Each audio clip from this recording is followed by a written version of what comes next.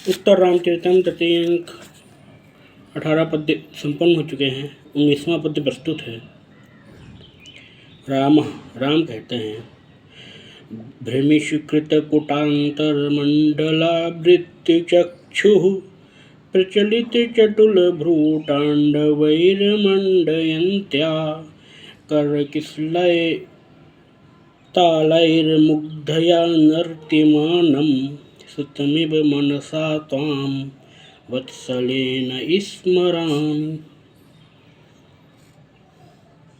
भ्रमिशुकृतपुटान्तरमण्डलावृत्तिचक्षुः, चक्कर लगा कर घूमने पर और अंदर ही अंदर घूमने वाले नेत्रों को प्रचलित चटुल तांडवैः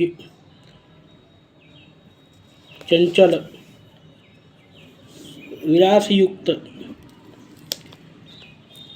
भ्रूयुगल के नेत्रों से मंडयंत्या विभूषित करती हुई मुग्धया उस मुग्धा सीता के कर किसलय तालई कर रूपी पल्लवों की तालियों से नर्त्यमानम नाचते हुए त्वाम तुमको सुतमिव पुत्र के समान वत्सलेन वात्सल्यपूर्वक मनसा स्मरामि, मन से स्मरण कर रहा हूँ।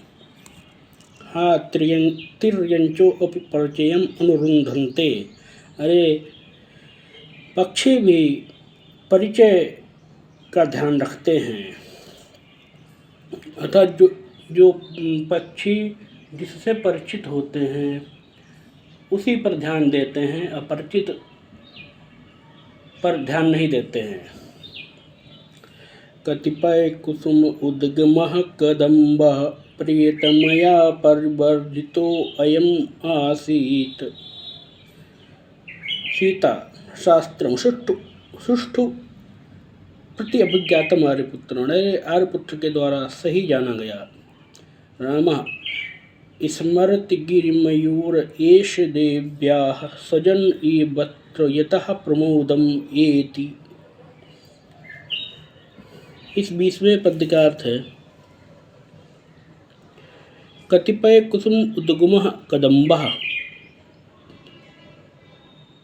20वां पद्य है, स्मरति गिरिमयूर एष देव्याः सजन इवत्र यतः प्रमोदम एति।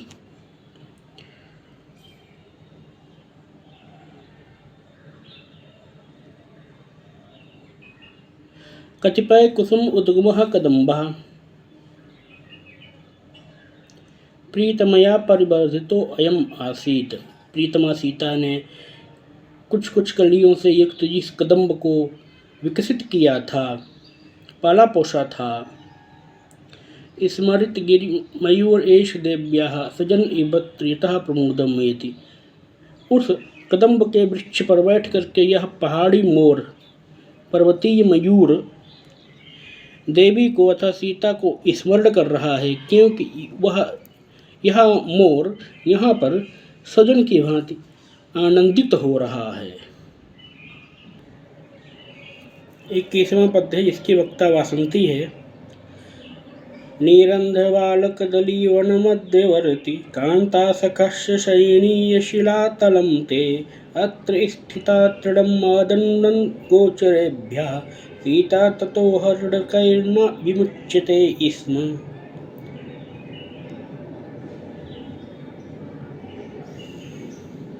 नीरंध्रबाल कदली वन मध्यवर्ती, सघन छोटे छोटे केलों के वृक्षों के वन के मध्य में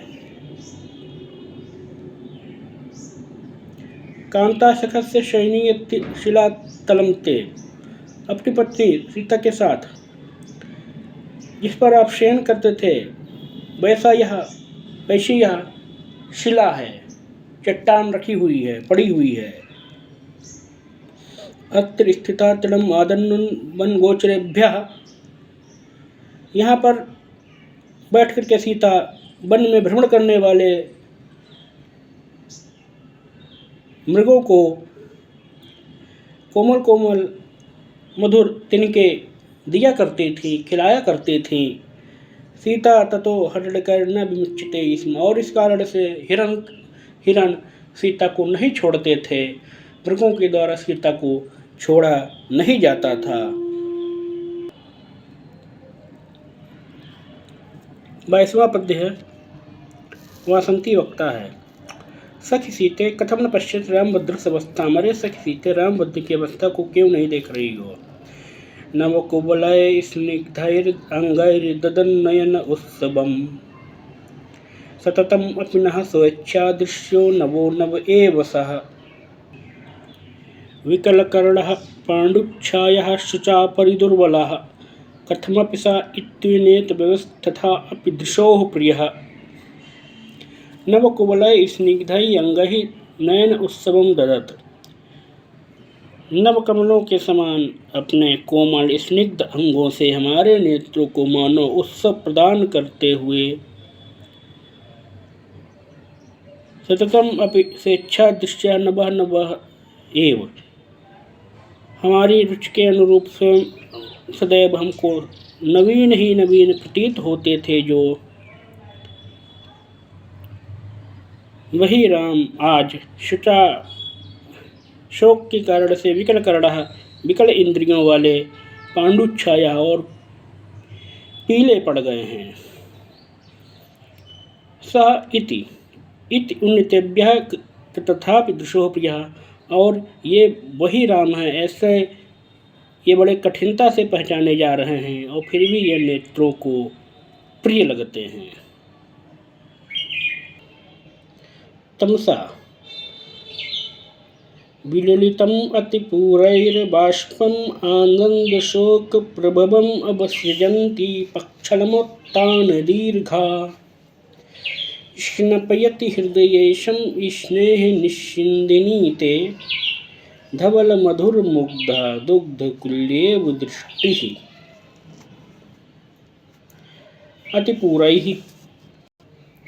अतिपूरैः विलुलितम आनंद शोक प्रभवम बाष्पम अवसृजन्ति। अत्यंत प्रबलता से आनंद और शोक से उत्पन्न हुए अश्रुओं को प्रवाहित करती हुई पक्षलमोत्तान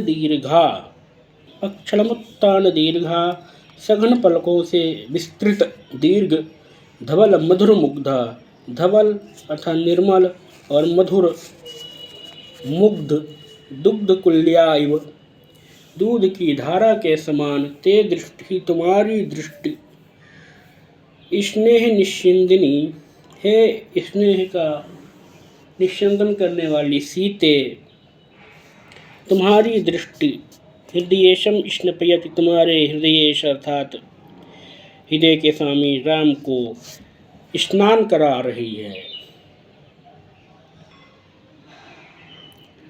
24वां पद्य।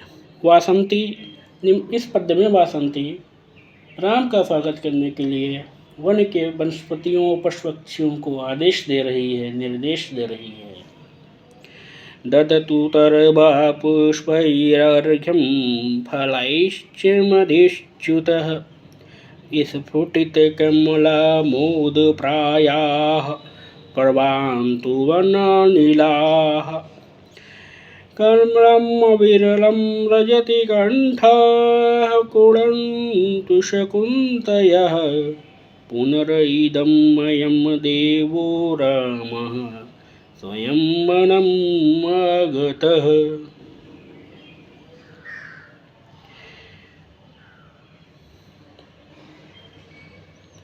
मधुश्चितः तरवः। मधु की अर्थात मकरंद की वृष्टि करने वाले वृक्ष। पुष्पैः फलैः च अर्घ्यं ददतु। पुष्पों और फलों से राम को अर्घ्य दें। स्फुटित कमला मोद प्रायाः वन अनिलाह बांतु। विकसित कमलों के सौरभ को ग्रहण करके वन पवन प्रवाहित हो।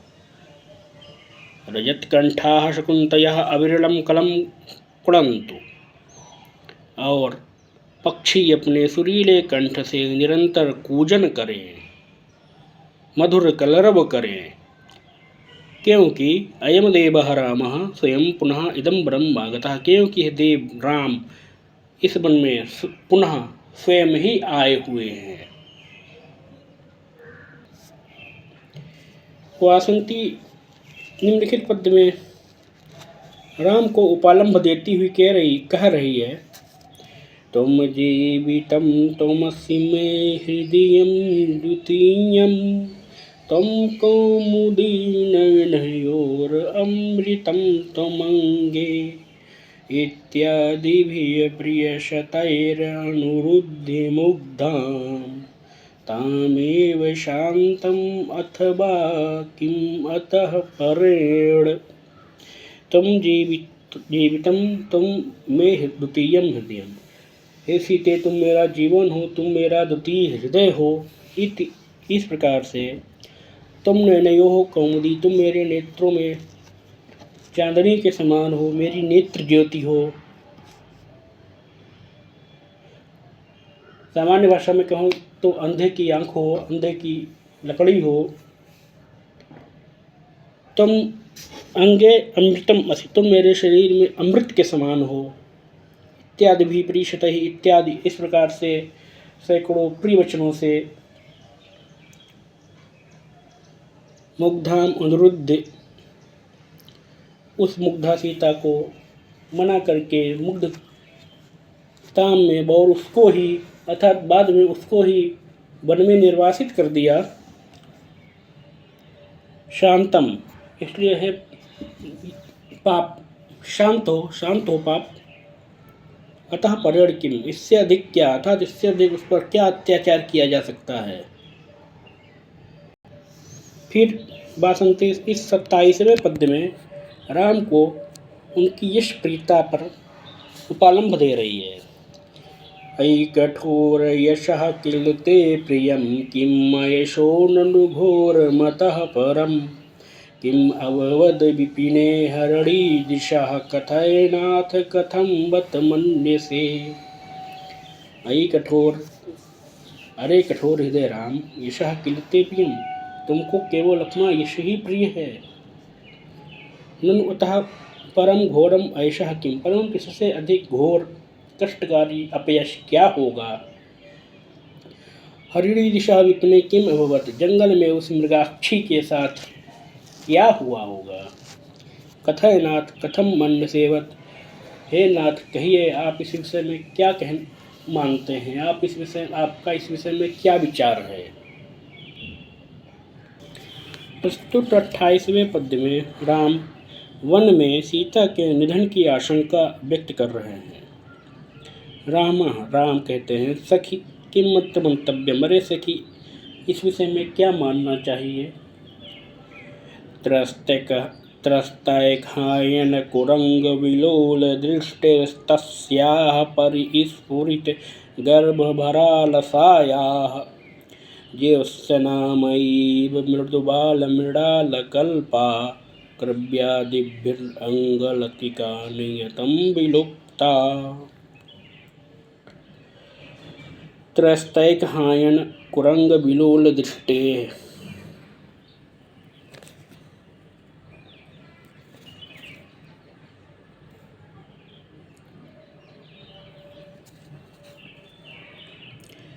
एक वर्ष से संत्रस्त मृग शावक के समान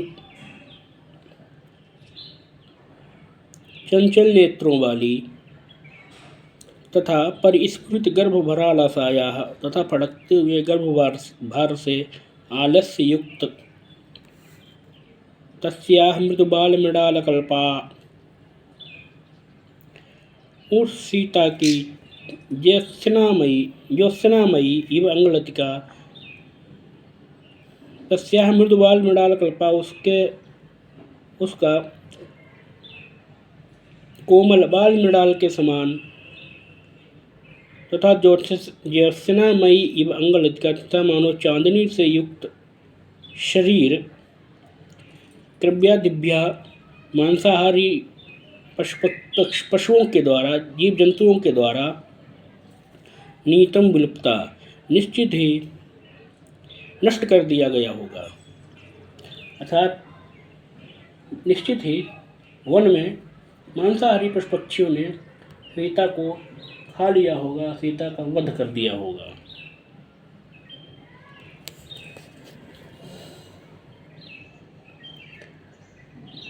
पुरोत्पीडे तटाकस्य परिवह प्रतिक्रिया शोक शोभे च हृदय प्रलापैरवधार्यते।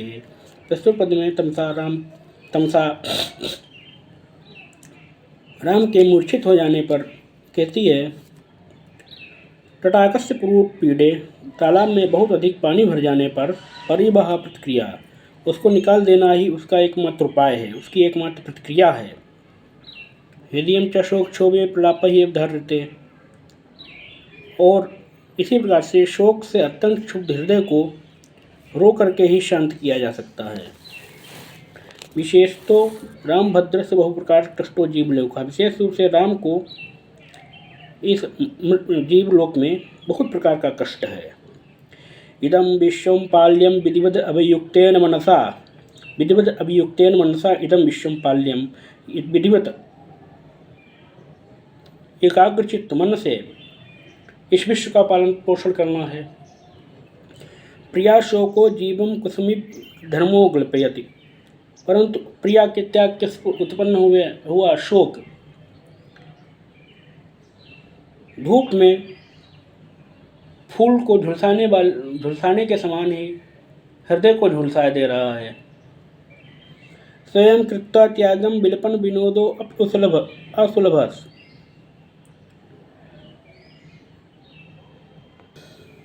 स्वयं कृत्वा त्यागम विलपन विनोदो असुलभ, स्वयं पत्नी का त्याग करने पर भी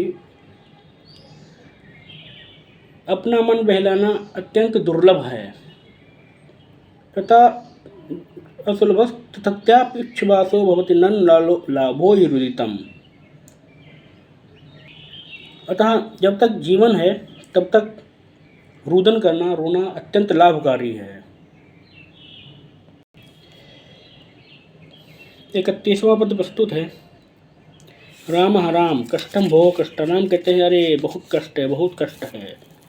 दलति हृदय शोकोद्वेगाद द्विधातून विद्यते, वहति विकलः कायो मोहं न मुंचति चेतनाम। दलति हृदय शोकोद्वेगाद,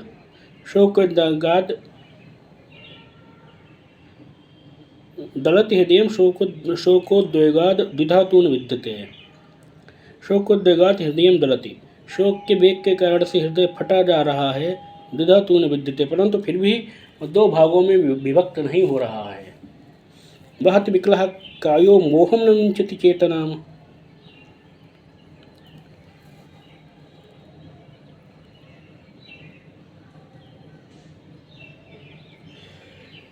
विकलः कायो मोहम बहति, व्याकुल शरीर मोह को धारण कर रहा है, मोह से युक्त है।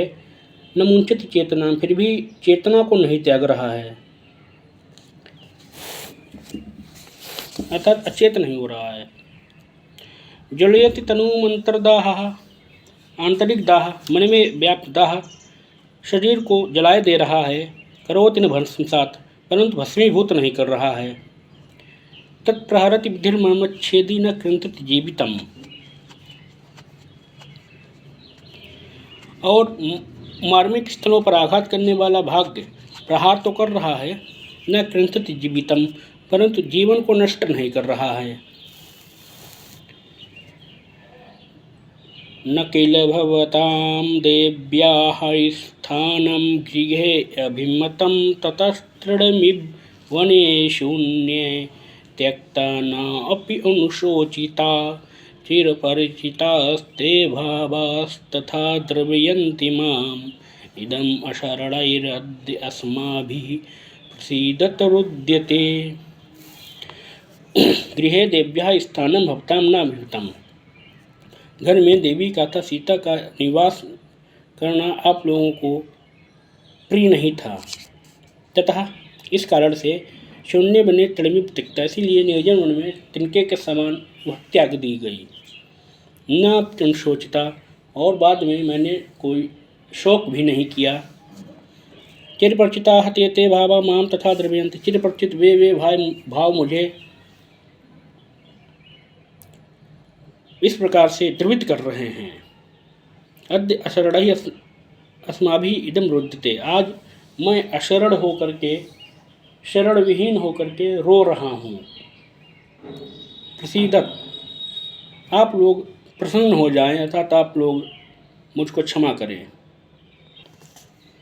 वासंती वासंती सुगतम, मन में अति गंभीर आपूर्णम अनुवारस्य, शोक भार बहुत अधिक बढ़ गया है। प्रकाशम प्रकट रूप में कहती है, देव अतिक्रांति धैर्य अवलंबिताम, अरे महाराज जो बीत गया है उसके विषय में धैर्य धारण करो। राम राम कहते हैं, किम उच्यते धैर्य निमित्त, क्या कहती हो धैर्य धारण करूं।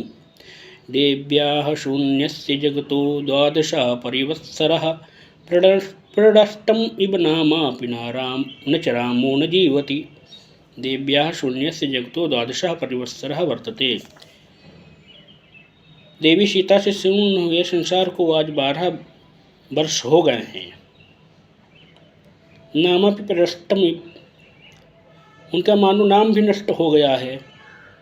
रामश्च न जीवति, फिर भी क्या राम जीवित नहीं है, अर्थात फिर भी मैं जीवित हूँ।